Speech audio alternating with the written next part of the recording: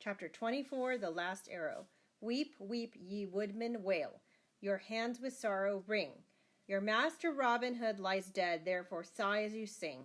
Here lie his primer and his beads, his bent bow and his arrows keen, his good sword and his holy cross, now cast on flowers fresh and green. At Kirklees nunnery, the prioress welcomed Marion and led her at once to sanctuary, while little John turned hastily away and lay waiting in the woods. Several days later, King John's men came to the nunnery demanding that Marion should be given up to them, but the prioress refused. The Lady Marion has taken sanctuary, she said, and not the king himself can touch her now. I have no love for Robin Hood, but were it he and not his wife who knelt with hand on the altar, he were yet inviolate. And so she answered all messengers who came, whether they threatened or pleaded or sought to bribe her. But when they had gone, she spoke with Marion many times. Good daughter, she said, I have certain news that Robin Hood is dead.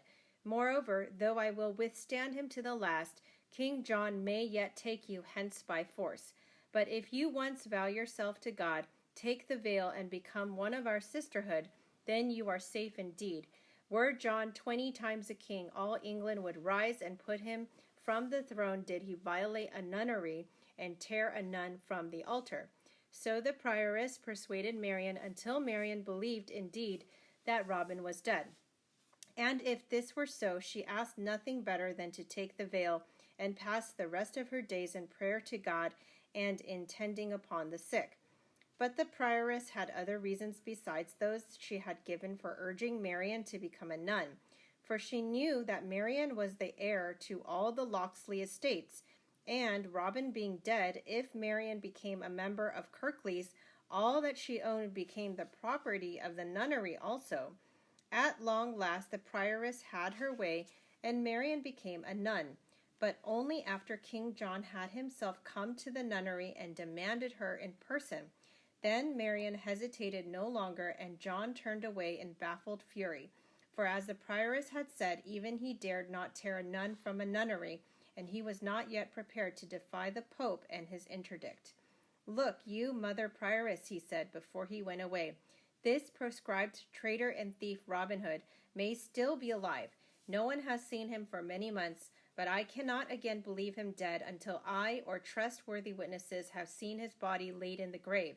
If he lives, he who is an enemy to the church may come here and take Marion away from you, and mark me well, if Marion leaves you to go to Robin Hood, then I will burn your nunnery to the ground and turn you and your nuns out into the world to starve.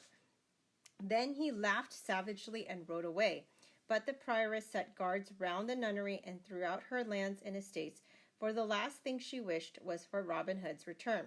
But she did not know that one of the lay brothers who served without the nunnery gates was Little John. At long last Robin Hood came. He came leaning on a stick, an old sick man, though he was not much more than 40, for he had never recovered from the fall when the rope broke as he climbed down out of King John's prison cell. He had limped his way painfully across country to Kirklees, growing rapidly iller and weaker as he went, and now he knocked at the door and begged the prioress's aid.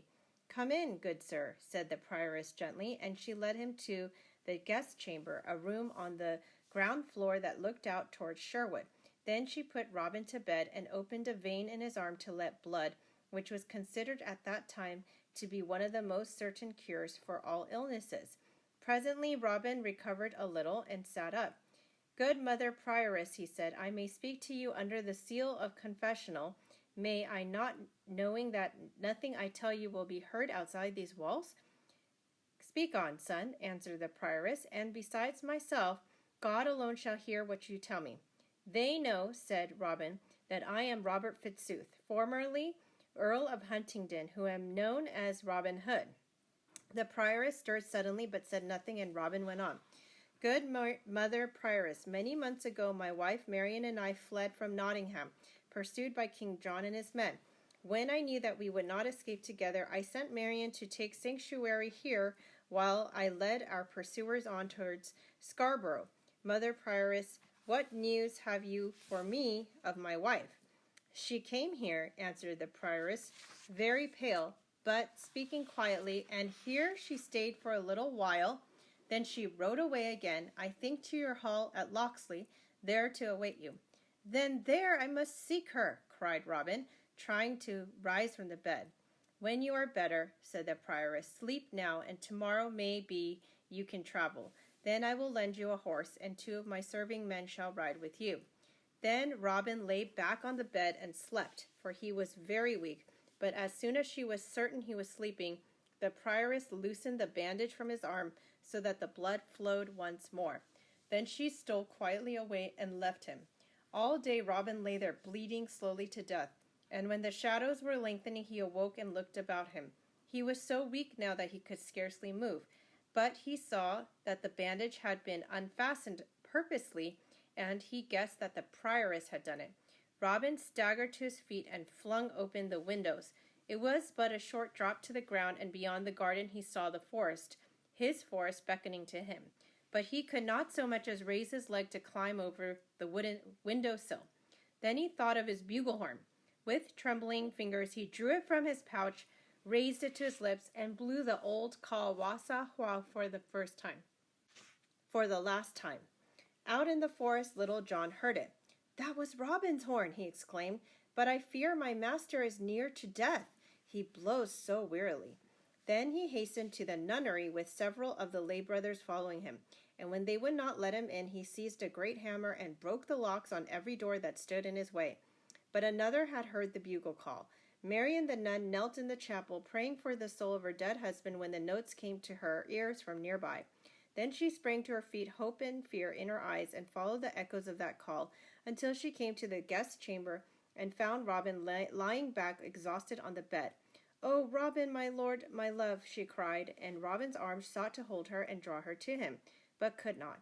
"Marion," he whispered, "they told me you are far away at Locksley." Then, very shortly, Marion told him what had happened, and he told her of his adventures. "Here have I come to die," he said, "and where else could I ask to die but in your arms?" By this time Little John had broken into the room, and now he knelt weeping at Robin's side. "Oh, my master, he sobbed. "Grant me one last boon. This evil prioress has slain you and cheated your lady Marion. Let me burn Kirklees nunnery and slay this wicked woman."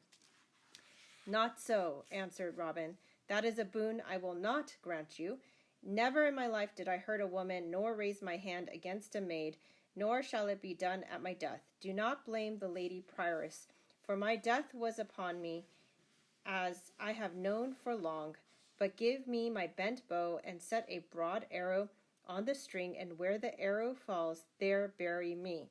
Lay a green sod under my head, and another at my feet, and lay my bent bow at my side, which was sweet music while I lived. Then cover me with the green turf of the forest, and set a stone at my head, so that all men may know where Robin Hood of Sherwood lies buried." Then, weeping bitterly, Little John placed the bow in Robin's hand and guided his fingers to the notched arrow. For the last time Robin Hood drew his good yew bow, and as he drew strength seemed to come to him, so that he drew the arrow to the very head and loosed it so strongly that it flew well beyond the nunnery walls and fell in a deep green glade of the forest. Then Robin Hood fell back into Little John's arms, and Marion closed his eyes and wept over her dead lord. But next morning Little John sought out the arrow, and where it fell he dug Robin's grave with his own hands and laid him to rest under the greenwood tree, and at his head he set a stone, and on it, when the first inscription had worn away, these lines were cut: "Underneath this little stone lies Robert, Earl of Huntingdon. No other archer was so good, and people called him Robin Hood. Such outlaws as he and his men will England never see again."